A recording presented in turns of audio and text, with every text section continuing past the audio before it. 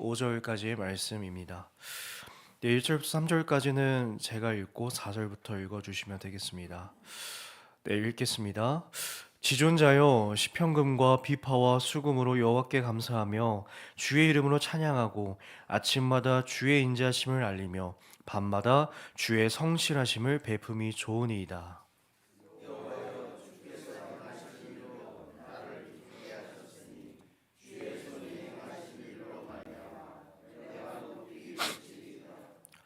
여호와여, 주께서 행하신 일이 어찌 그리 크신지요. 주의 생각이 매우 깊으시니이다.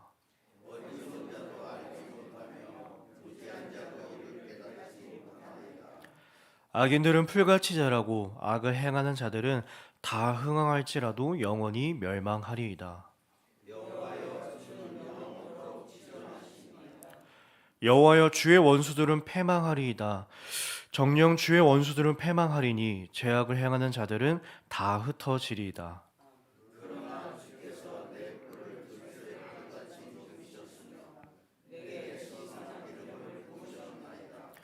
내 원수들이 보응받는 것을 내 눈으로 보며 일어나 나를 치는 행한 자들이 보응받는 것을 내 귀로 들었도다.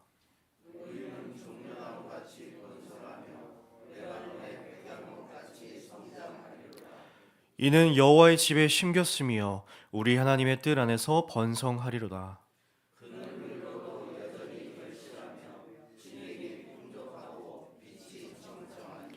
여호와의 정직하심과 나의 바위 되심과 그에게는 불의가 없음이 선포되리로다. 아멘. 지난 화요일부터요, 저희는 이제 시편의 말씀을 함께 나누고 있습니다. 이 시가서라는 것은 현재 인간이 어떻게 살 것인가에 대해서 삶의 지혜와 원리들을 다루는 성경입니다. 그러면서요, 이 하나님 나라 백성들이 이 삶의 문제 가운데서 하나님과 어떻게 올바른 관계를 가져야 하는지를 우리에게 알려주는 책입니다. 그러므로 우리 성도님들 이 시편의 말씀을 함께 나누실 때마다 우리의 삶을 여전히 다스리시는 하나님의 통치를 느끼시며 또한 하나님과의 관계를 올바른 관계로 나아가시기를 축복하겠습니다. 우리는요, 이 신앙생활을 할 때 마음이 흔들릴 때가 너무나 많습니다. 이유는 많지만 우리는 여전히 이런 장면들을 보기 때문일 것입니다. 열심히 살지 않는 것 같은데 잘 되는 사람을 바라볼 때, 그리고 하나님을 붙잡지 않는 인생인데 우리보다 형통할 때, 우리는 믿음에 참 힘들 때가 많습니다. 그럴 때마다 우리 마음 가운데 하나님, 이게 정말 맞습니까? 라는 질문을 반복해서 하기도 하죠. 그러나 오늘 우리가 읽은 이 시편 92편이요, 바로 그 질문 앞에 서 있는 사람들한테 주는 말씀인 것입니다. 시편 92편 이 표제를 바라보면요, 안식일의 찬송시라고 기록이 되어 있습니다. 그러면서 이 시편은요, 하나님께서 베푸신 구원을 돌아보며 감사하며 찬양하는 감사시입니다. 우리가 이 시편을 바라볼 때 장르가 되게 중요합니다. 우리가 노래를 들을 때 이게 발라드인지 트로트인지 힙합인지 이것을 알고 들을 때 노래를 이해하기가 쉬운 것처럼 우리가 시편을 이 시는 감사시인지 찬양시인지 탄식시인지를 알고 바라보면 우리가 이 성경을 바라볼 때 더 이해하기 쉽다라는 것이죠. 그래서 이 오늘의 이 92편은요, 감사시입니다. 이 감사시라는 건요, 개인이나 공동체가 환난과 핍박의 상황 가운데서 경험했던 어떤 이 구체적인 구원 행위에 대해서 하나님께 감사하고 찬양하는 시입니다. 이 감사시는 그러면서 세 가지의 구조를 가지고 있습니다. 첫 번째는요, 먼저 이 하나님을 찬양하려는 의도가 선포됩니다. 그리고 이어서 하나님께서 행하신 일을 증언합니다. 세 번째는요, 그 하나님을 다시 한번 찬양하도록 촉구한다는 것이죠. 의도가 선포되고 그 일들을 증언하며 그 하나님을 다시 찬양하도록 촉구되어진다는 것입니다. 그래서 이 오늘의 시편 92편도요, 그 흐름을 따라갑니다. 먼저 1절에서 5절은요, 먼저 그 하나님을 찬양하는 이유를 말하고 있죠. 그 다음에 6절부터 9절까지는요, 그 일들을 증언하고 있습니다. 그리고 10절 이후부터는요, 그 하나님을 다시 한번 찬양하도록 촉구되어집니다. 이런 구조를 따라서 오늘의 본문을 조금 살펴보겠습니다. 오늘의 시편은요, 이렇게 시작합니다. 지존자여, 시편금과 비파와 수금으로 여호와께 감사하며 주의 이름을 찬양함이 좋으니이다. 이 시는요, 이렇게 말하죠. 하나님을 찬양하는 것이 좋다라고 말하고 있습니다. 그래서요, 여러 악기들, 모든 것을 동원해서 하나님을 찬양하겠다라고 말을 하고 있습니다. 왜 그럽니까? 아침마다 주의 인자심을 알리며 밤마다 주의 성실하심을 베품이 좋다고 말을 하고 있습니다. 여기서 중요한 건요, 아침과 밤입니다. 단순한 시간이 아니라 하루 전체를 의미하는 것이죠. 삶 전체를 의미하는 것입니다. 그래서 이 시인이 삶의 모든 시간 속에서 하나님을 찬양하는 것이 너무 좋다라고 말을 하고 있는 것입니다. 그리고 그 다음에 인자하심과 성실하심이 나타나죠. 이 인자하심은 너무나 말을 들으셨듯이 헤세드, 하나님이 우리를 대하시는 사랑의 태도입니다. 그리고 그 성실하심은요, 그 사랑이 변하지 않는 지속성을 우리에게 말해주고 있는 것입니다. 그래서 하나님의 우리를 향한 사랑이 끝까지 지속적으로 신실하게 이루어질 것이라는 것을 말을 하는 것이죠. 그래서 시인이 이렇게 말하는 겁니다. 이 하나님을 어떻게 찬양하지 않을 수 있겠는가라고 말이죠. 그래서 4절은요, 이렇게 말합니다. 여호와여, 주께서 행하신 일로 나를 기쁘시게 하셨으니. 그리고 5절에서 이렇게 고백합니다. 여호와여, 주께서 우리에게 이루어진 일들이 어찌 그리 크신지요. 주의 생각이 매우 깊으시니이다. 여기서 하나님께 찬양하는 이유가 나오는 거죠. 하나님께서 행하신 일들이 이렇게나 크십니다. 하나님의 일은 크고 하나님의 계획은 깊습니다 라고 고백하고 있는 것이죠. 우리가 다 이해하지 못해도 하나님께서는 틀리지 않으시는 분이십니다. 그래서 이 92편 서론에서 이렇게 하나님을 찬양할 수밖에 없다라고 이 시인은 설명하고 있는 것입니다. 그러면요, 이제 어떠한 증언을 보여주는지 좀 살펴보겠습니다. 먼저 이 하나님의 일하심이 얼마나 크신지 아는 이 시인과 달리 그것을 보지 못하는 자들이 등장합니다. 6절이 이렇게 말합니다. 어리석은 자들도 무지한 자도 이를 깨닫지 못한다. 이 어리석으며 무지한 자들은 하나님의 깊고도 지속적인 이 사랑을 알아보지 못한다라고 말하고 있습니다. 그러한 자들이 어떠한 자들이라고 설명하냐면 7절 악인들은 이라고 말을 하고 있습니다. 이 악인은요, 시인과 대비되는 자로 보여집니다. 앞자리에서 설명하듯이 어리석고 무지한 자들이라고 표현되고 있습니다.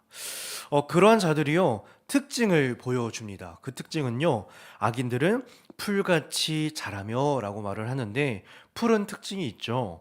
빨리 자라고요, 눈에 잘 띄고요, 그러나 오래 가지 못하고 뿌리가 얕다라고 우리가 알고 있습니다.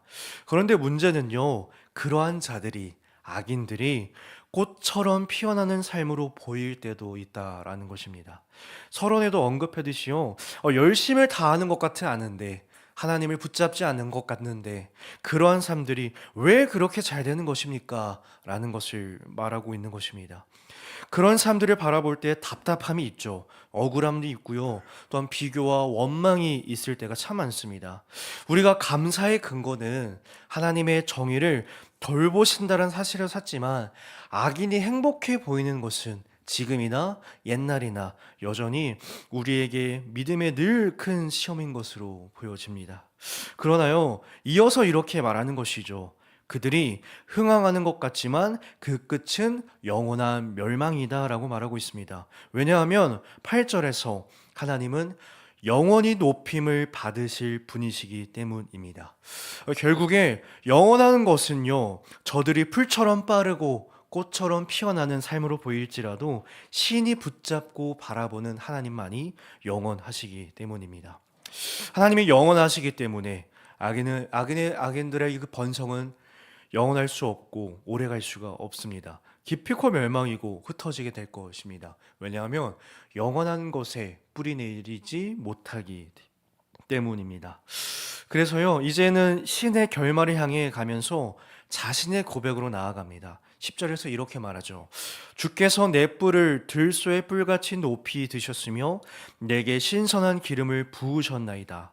이것은요, 생명의 회복과 새로운 상황의 시작을 의미하면서요, 슬픔에서 기쁨으로 넘어가는 것입니다.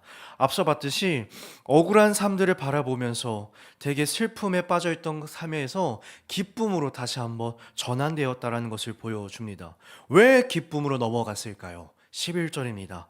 악인들이 슬퍼 울부짖으며 멸망의 소식을요 눈과 귀로 전해 들었다라는 것입니다. 이것은요 정확하게 알려주셨다라는 것입니다. 하나님께서 말이죠.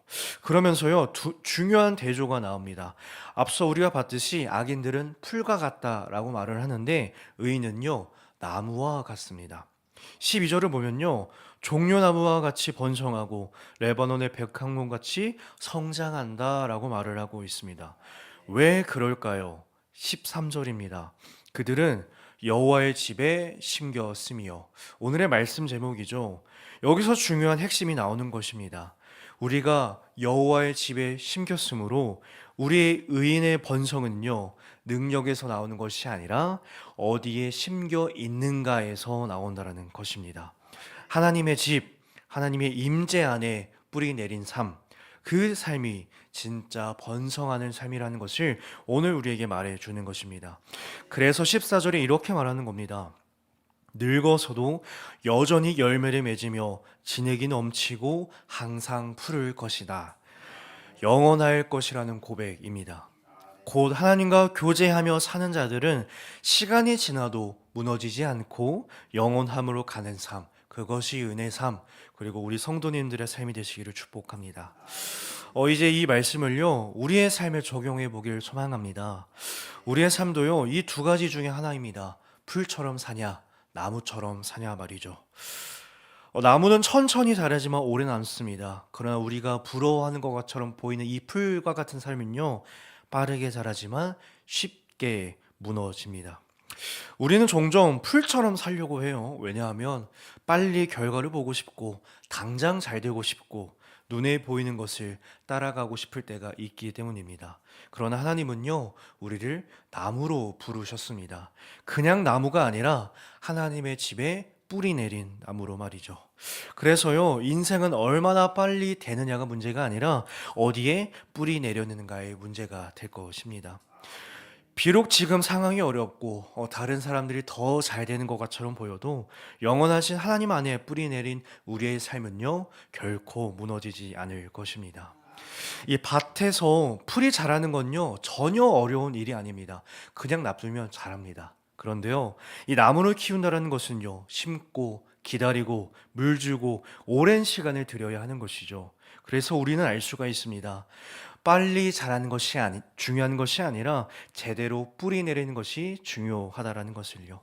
그리고 그렇게 하나님의 집에 뿌리 내린 우리의 삶이 하나님께서 직접 거두시며 가꾸시며 책임지실 것을 오늘의 시편을 통해서 우리가 알 수 있는 것입니다. 말씀을 맺겠습니다.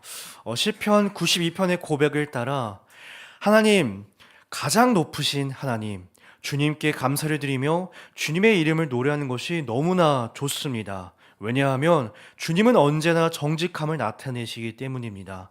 주님은 나의 반석이시오. 주님께는 절대 불의가 없습니다. 이 고백이요, 오늘 이 시간 하나님의 집에 뿌리 내린 우리 모든 삶의 고백이 되시기를 소망합니다. 살아가면서 내 삶이 아니라 나와 다른 삶을 부러워할 때가 너무나 많지만 성경은 분명히 말하고 있습니다. 풀은 사라지고 나무는 남을 것입니다. 그래서 하나님은 오늘 우리에게 묻는 것입니다.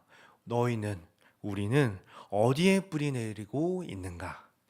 상황이 아니라 하나님을 근거로 삶는 삶, 그 삶이 흔들리지 않는 삶임을 고백하면서 오늘도 하나님 안에 깊이 뿌리 내리는 하루가 되시기를 축복합니다.